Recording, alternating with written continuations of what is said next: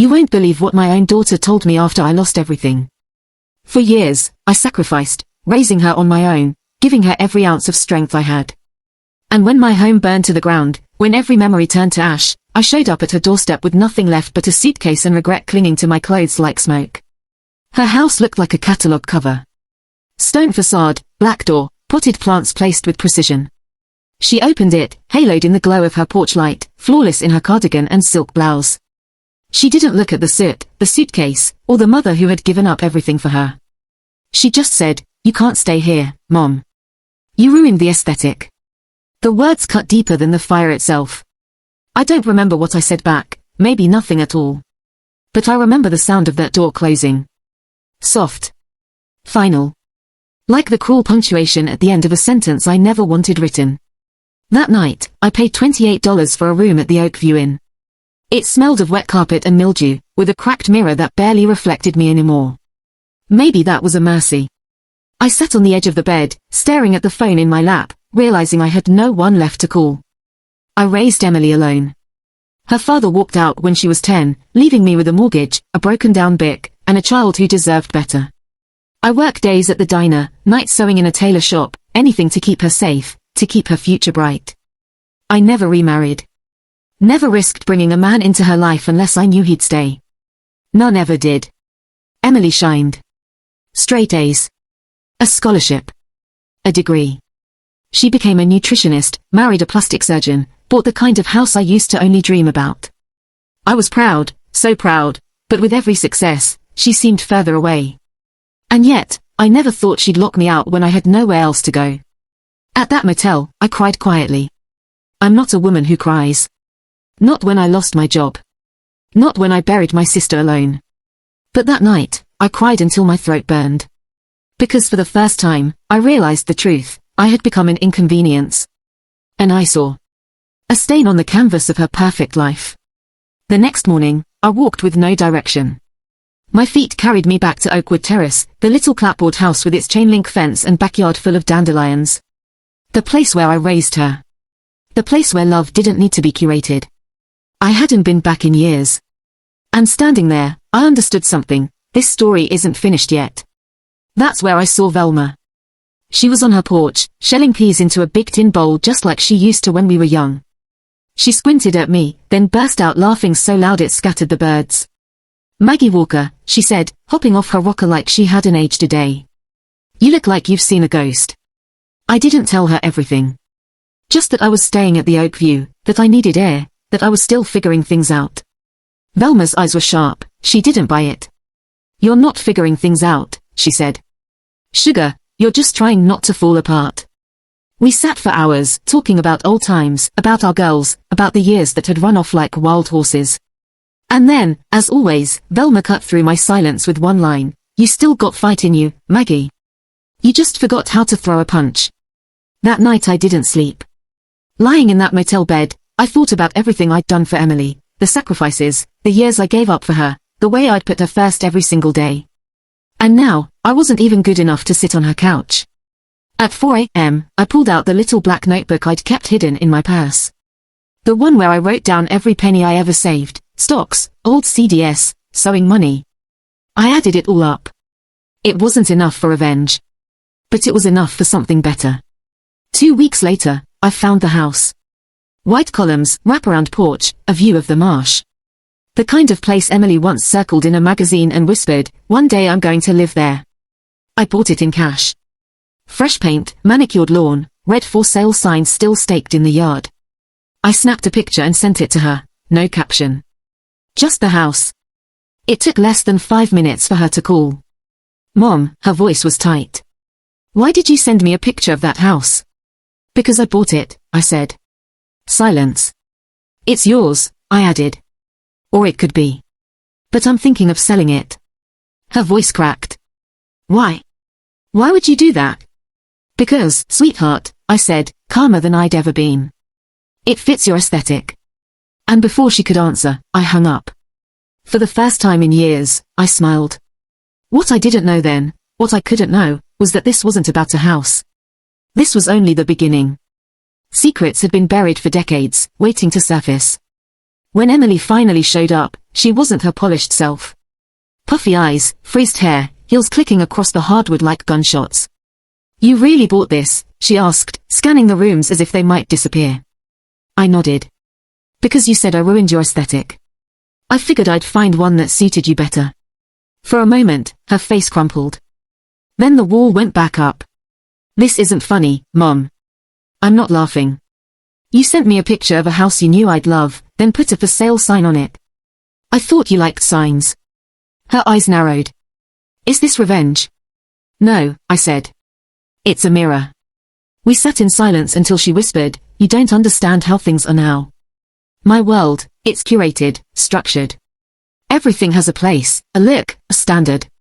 And you don't fit. You're unpredictable. You say things. You don't try to blend in." I stared hard at her. "I didn't raise you to blend in. I raised you to stand tall." Her voice trembled.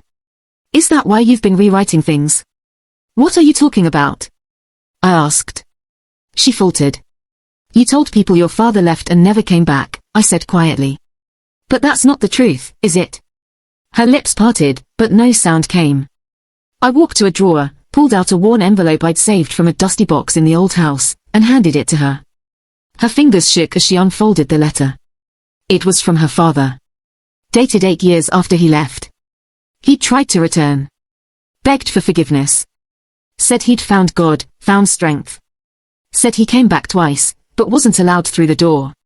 Emily read in silence. Then her knees gave out, and she sank onto the couch. "I told him to leave," she whispered. "He called." I answered. "I thought I was protecting you. I was 16. I wanted to punish him." Tears streaked her face. "I erased him. And I never told you. I didn't think you'd forgive me." I reached for her hand. She flinched, then let me hold it. "There's more than one way to ruin a home, Emily," I said softly. "Sometimes it's fire. Sometimes it's silence." We sat there, years of weight pressing down on us. "I don't deserve this house," she said. "That's not for me to decide." Her eyes searched mine. "What if I wanted to earn it?" I didn't answer. I just looked at the garden outside, wildflowers pushing through cracks. "Then we'd have to start again," I finally said. "I don't want easy," she whispered. "I want you back." "Then don't say it," I told her. "Show it." She nodded. And just like that, the first brick in the wall between us cracked. But what I didn't know, what I couldn't know, was that the house wasn't the only thing full of secrets. Because at the very bottom of that box, there was one more envelope. Yellowed, sealed, patient. Waiting decades for the right moment to break me wide open. When I finally opened it, the handwriting nearly stopped my heart. It was his. Daniel's. And I hadn't seen his writing in over 30 years. But I'd know it anywhere. "I always wondered if you knew," she said finally, her voice softer than the breeze stirring the blossoms overhead. "Daniel came back once. Right here, on this street. He looked like a man who'd lost everything but hope. He asked for you, Maggie. Said he just wanted 5 minutes.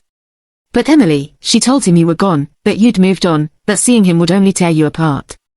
He stood in my yard for an hour after she left, staring at your old house like it still belonged to him. And then he walked away. I never saw him again." Her words hit me like a stone thrown into still water, rippling outward, unsettling everything I thought I knew. I sat there frozen, gripping the armrest of her wicker chair until my knuckles turned white. The world seemed too quiet, too small, for a truth so heavy. Daniel had been here. Not once, but at least once. He had stood where I now sat, asking for me, and my daughter, the daughter I had sacrificed everything for, had shut him out without ever telling me. "Why didn't you say something back then?" I whispered, my voice cracking. Mrs. Mason's eyes filled with a sadness that seemed older than either of us. "Because I thought she was right. I thought you needed protecting from him. We all did. But now I'm not so sure. Sometimes people change, Maggie. And sometimes, we don't let them." I left her porch in a daze, the sun setting low and orange behind the rooftops of Oakwood Terrace. The street smelled of cut grass and memory, and every step I took toward my car felt like I was walking through 2 timelines at once, the past I remembered and the one I had never been allowed to see. My chest ached with something bigger than anger, deeper than grief. It was the realization that love had tried to find its way back to me, and I had been robbed of the chance to even decide what to do with it. That night, back at Rose Harbor, I lay awake listening to the hum of women talking in the kitchen, the faint laughter drifting down the hallways. I thought of Daniel, of the letters, of the pressed flower from our wedding, and of Emily's tear-streaked face on the porch. For years I had believed the story was simple. He left, and I stayed. But it wasn't simple at all.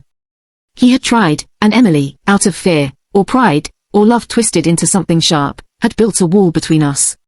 I didn't know yet what I would do with that truth. Whether I would confront her with Mrs. Mason's words or let them settle into the quiet corners of my heart. But I did know one thing. Healing is never neat. It's jagged, messy, often cruel in what it demands. And as I stared at the ceiling in the dark, I realized I wasn't just healing from losing Daniel, or from Emily's rejection. I was healing from the life I thought I had lived, and learning to live with the one I actually did. The past had finally spoken. The rest was up to me. She stood on the porch, rain beading on the brim of her coat, and for a long beat neither of us moved. When she finally spoke, her voice was thin. Mom. It wasn't accusation or apology at first, just the name I'd whispered into her hair when she was small. I held the deed out, the paper soft from my fingers. I signed it in your name, I said. But it comes with a condition. This house becomes Rose Harbor. It's for women like us. You can own it, but you have to keep the mission. Women who need a chance, a bed, a second start. Her face went through a dozen shades, shock, anger, fear, then something like recognition. You can't just, she began, then stopped as if the words tasted wrong. You've been punishing me with silence for years, she whispered. This is, what, a punishment in return? No. I stepped forward and my voice was firmer than I felt. It isn't punishment. It's responsibility. You wanted a life that fit. Fine. Here's a life that asks you to do something harder than look perfect, help other women when their world collapses. Her shoulders shook, and for a moment I saw the girl who used to climb into my lap when thunder rolled, small hands, hopeful eyes. If you want to walk away, I won't stop you, I said. But if you want to stay, really stay, then prove it. Help me build what a house should be. She took the deed, fingers trembling. She laughed once, a short, broken sound, then let out a breath I could feel in my chest. You always were stubborn, she said. God help me, you're going to get me to do this, aren't you? I nodded. I hope so. The work that followed was quieter and harder than any of us expected. There were grant applications, zoning permits, endless trips to the hardware store. There were fights, sharp words when old habits peaked, apologies that tasted like iron and then softened with time. There were late nights when Velma brought casseroles and old friends painted till their backs ached. There were surprising gifts too, a retired nurse volunteering her Sundays, a teenage band playing for our opening, a neighbor offering his truck for a furniture run. Each small kindness stacked itself into something surprising and large. On opening day, the porch was full of neighbors, an old choir from the church down the road, and women we'd never met before who cried when we handed them keys. Emily stood beside me at the gate, paint on her forearms, her hair in that careless knot she'd worn while painting the living room. She took my hand in front of everyone and squeezed until I felt her pulse. My mother built this, she said into the hush. And she asked me to help keep it alive. The applause washed over us. I cried then, not from pain but from a slow, steady kind of joy I hadn't known I could carry. Weeks later, late one evening when the house hummed with low conversation and a kettle whistled in the kitchen, Emily found me on the porch steps. She curled up beside me like she used to, head on my shoulder. I'm sorry, she said, simple and small. For everything. I turned and kissed the top of her head. I know. We never pretended the past had been erased. The scorch marks on my memory didn't vanish because the paint was new. But the walls now held more than curated photos and polished corners, they held the sound of women learning to live again. There were hard days, relapses, old grudges, nights when the bed felt too big and the silence pressed, but there were more good mornings than bad. Once, when a volunteer asked how the whole thing started, Emily smiled and told the story, how her mother's house had burned down, how she'd arrived at her daughter's door and been told she ruined an aesthetic, and how that one ugly sentence had turned into a life-saving mission. People laughed and cried at the same time. Velma winked at me from the back row. I leaned into the moment and felt something settle, less like an ending and more like a beginning. Years from that porch, when the magnolias bloomed and grandchildren chased each other on the lawn, someone found an old photograph tucked in a box, a picnic blanket, two young parents, a small girl with a toothless grin. On the back, in hurried, slanted handwriting, were 6 words, "You made it home." I kept that picture on my mantle for the rest of my life. Not because it fixed everything, but because it reminded me what we had built from the ruins, an imperfect, stubborn, beautiful home that saved more than one person. There. No makeup, no pretense, just tears in her eyes and a folder in her hand. She handed me the papers, signed. "I want to help them," she said. "I want to start with you." And just like that, the door that had once slammed shut opened again, but this time it opened for so many more. There's a moment right before dawn when the sky turns that deep velvet blue and everything feels suspended. Not quite night, not quite morning, just stillness, like the whole world is holding its breath. That's when I stood on the front porch of Rose Harbor, coffee in hand, watching the fog roll in from the marsh. The house was quiet, peaceful for now. Inside, 2 women were asleep in rooms we'd prepared just the day before, Sandra, who'd been kicked out of her son's home after breaking her hip and becoming too much work, and Denise, a former teacher who'd lived in her car for nearly a year after her husband drained their retirement and vanished. They weren't statistics to me. They were me. And they were the first. Emily had taken the papers and run with them. She hired a non-profit consultant, reached out to city leaders, met with social workers. She even set up a small fund to cover initial living expenses. Every decision, every plan, she brought to me first. "Does this feel right, Mama?" she'd ask. I never thought I'd hear her say that again. In between meetings, she helped clean rooms, paint furniture, even drove the old church van across town to pick up donations. And each day, she'd ask me questions. Real questions. Not the polite, hollow kind that come with small talk, but the kind that meant something. What did you dream about before you had me? Did you ever want to just run away? Did I make you happy? That last one took my breath away. I looked her dead in the eye and said, "You were the best and hardest thing that ever happened to me." She didn't flinch. She nodded. That's when I knew she was changing. And maybe so was I. But the past wasn't done with us. Not yet. 3 weeks after Rose Harbor officially opened, I received a call from a number I didn't recognize. Nashville area code. My stomach dropped. The voice on the other end was soft, shaky. "Is this Margaret Walker?" "Yes. I'm so sorry to call like this. I'm Daniel's nurse. I cared for him before he passed. He asked me to reach out if we ever found your number." I sat down slowly, heart pounding. "He spoke about you every day," she said. "But there's something else. He left something behind for you. Something private." 2 days later, a package arrived at Rose Harbor, small, wrapped in brown paper. Inside was a leather journal, aged and worn, the spine nearly falling apart. On the first page, in bold, familiar script, "To the woman who carried me in her heart, even when I was too lost to return." I didn't open it right away. I waited until nightfall, until the house was quiet, the tea was hot, and the lights were low. Emily sat across from me on the floor, cross-legged, waiting. Together, we read every word. His regrets. His memories. The moment he decided to leave. The moments he tried to come back. The letters he never sent. The one time he stood outside Emily's high school graduation in the shadows, watching from a distance because he didn't know if he deserved to be there. He'd seen us. He'd never stopped seeing us. At the very end, he'd written, "If this journal finds its way to you, it means I finally got something right. Tell Emily I never stopped loving her. Tell her I forgave her. Tell her I understand." Emily pressed her forehead to the pages and wept. Not like a child. Not like a woman broken. But like someone who'd finally been freed. We buried the journal under the magnolia tree out back beside a bench we'd painted soft blue. We didn't mark the spot. We didn't need to. Time passed. More women came. Each one with a story. Each one carrying bags heavier than anything leather or canvas could hold. Every time I heard them say, "I didn't think anyone would take me in," I felt something in my chest expand. Emily became their advocate. I became their storyteller. And together, we became something neither of us had ever truly known, whole. Emily adored her. She sat with Ruth every Thursday night, brushing her hair, listening to the same stories again and again, never interrupting, never rushing. I watched them from the hallway.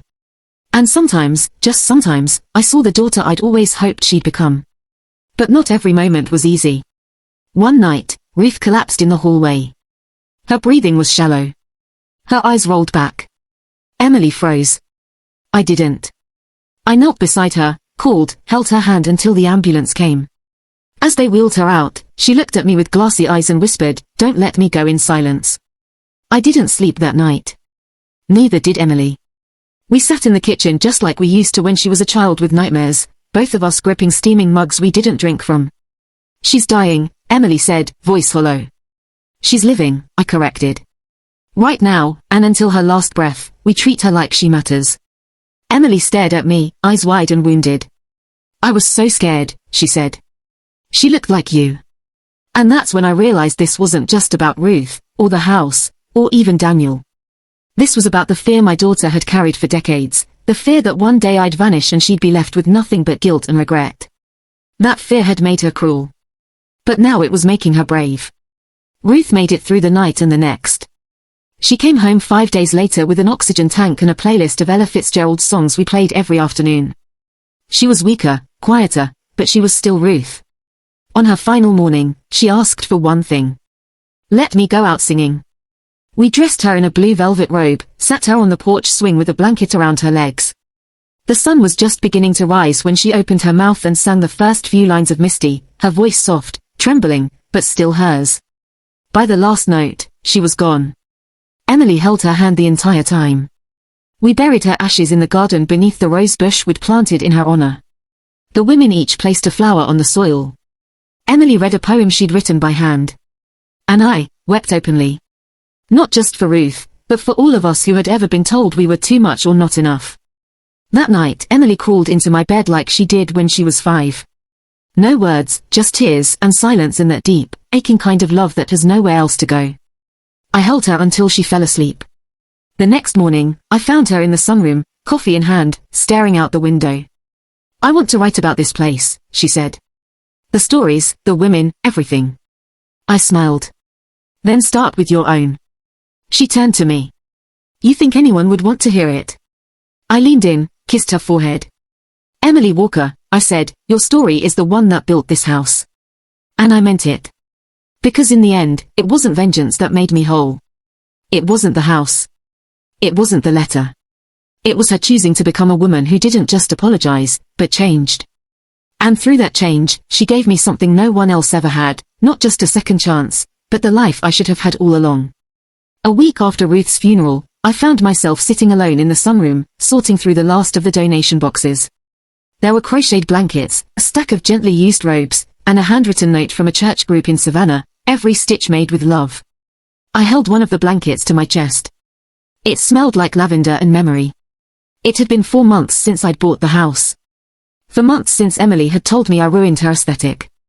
For months since everything in my life turned upside down, and somehow, through all the heartache, found a way to settle exactly where it needed to. But peace is funny. It shows up not with fireworks or fanfare, but in the quiet moments, the ones where you least expect it. Like when Velma barged in, waving a newspaper in the air. "Guess whose front page news again, sugar?" She slapped the Charleston Gazette onto the table. There we were, me, Emily, a group of women from Rose Harbor, arms around each other in front of the porch, all of us grinning like fools. From rejection to redemption, the home-changing lives in Charleston. I stared at the photo for a long time. Not because I liked looking at myself, I still didn't, but because I barely recognized the woman in the picture. Not the hair. Not the dress. But the expression. I looked happy. Later that afternoon, a knock came at the door. It wasn't a delivery or a social worker. It was a boy, maybe 16, thin, nervous, clutching an envelope like it might bite him. "You Margaret?" he asked. I nodded. He handed me the envelope, then turned and ran down the steps before I could ask a single question. Inside was a letter, not typed, written in pen. Careful script. "Mrs. Walker, you don't know me, but I knew your husband. Daniel worked with my mother at the bookstore. He used to talk about you a lot. Said you were the strongest woman he ever met. He gave me this letter months before he passed. Told me to deliver it when the time felt right. I didn't understand what he meant until I saw the news article about Rose Harbor. Now I know. I hope this gives you peace." I sat down slowly. My fingers trembled as I unfolded the paper. Daniel's handwriting was messier this time. Weaker. But it was his. Maggie, if you're reading this, it means someone braver than me brought it to you. I wish I could have sat beside you, held your hand, and said these words out loud, but life rarely gives us the endings we want, only the ones we make. I know what I did. I know what I left behind. And I know I didn't deserve your forgiveness, but you loved me anyway. I see that now in this house, in what you're building. You turned rejection into refuge, pain into purpose. You turned our unfinished story into something beautiful. I'm sorry I couldn't stay. But maybe, in some strange way, you've brought us all home. Always yours, D. I pressed the letter to my chest and cried. Not the kind of tears that break you, the kind that release you. That night, I called Emily outside. The moon was high. The air smelled like gardenia.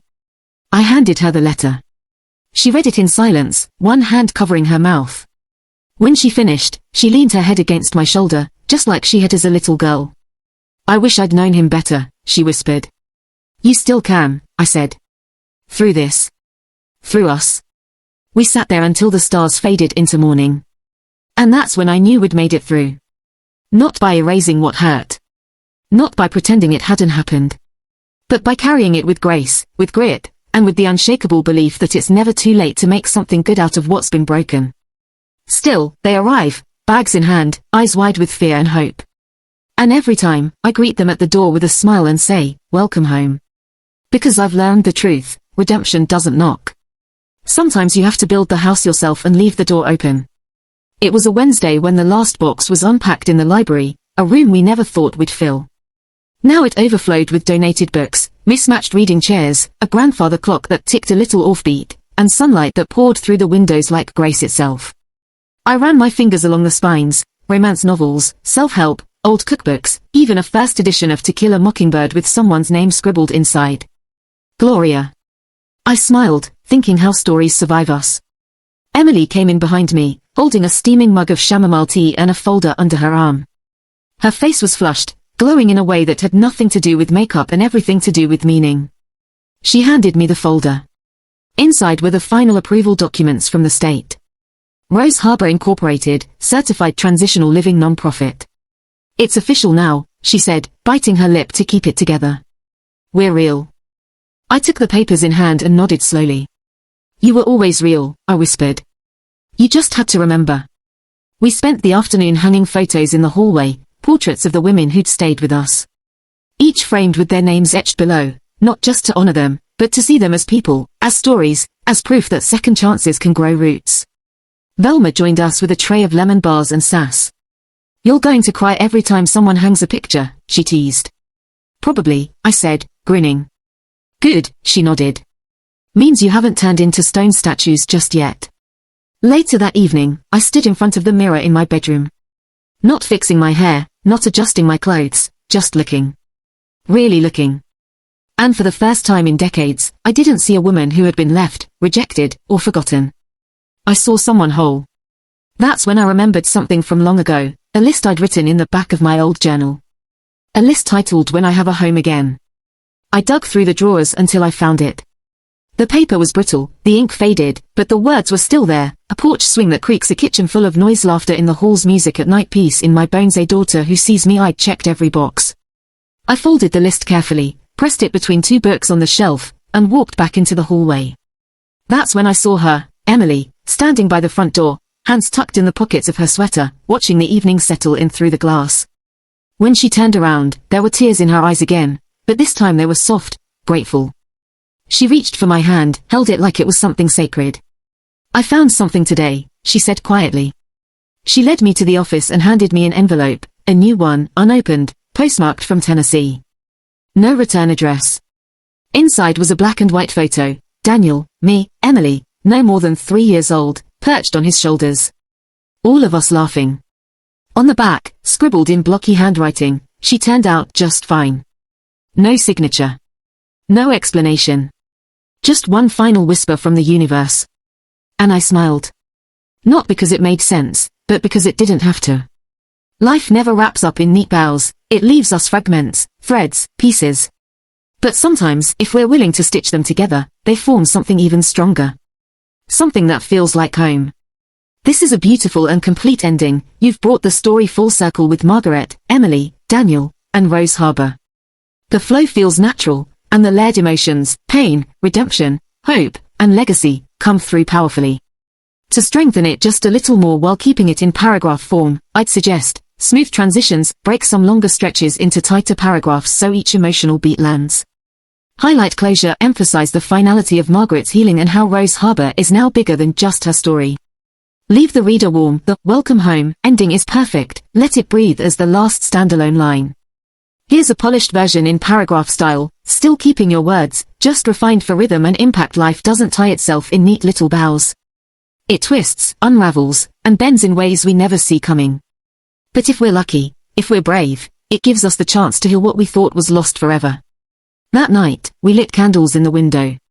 Not for the dead, but for the living. For every woman still on the road, still searching, still hoping.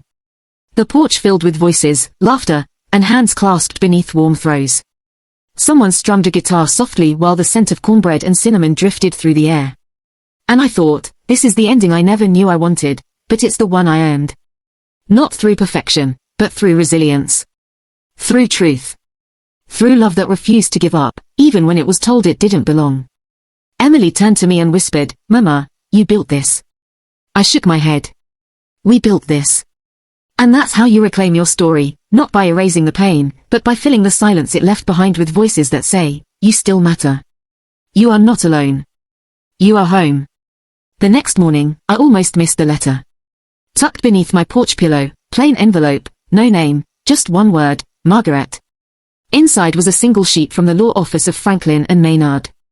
My heart sank, fearing old debts or disputes, but it wasn't bad news. It was a gift. Daniel had left me his small estate, naming Rose Harbour as a beneficiary for the continuation of the love that was never lost, only misplaced. I pressed the letter to my chest and wept. He hadn't forgotten. He had prepared in his own quiet way. Daniel had come home, too. When I told Emily, she didn't speak, just held me so tightly I thought my ribs would crack. She whispered, he never stopped trying to fix it, did he?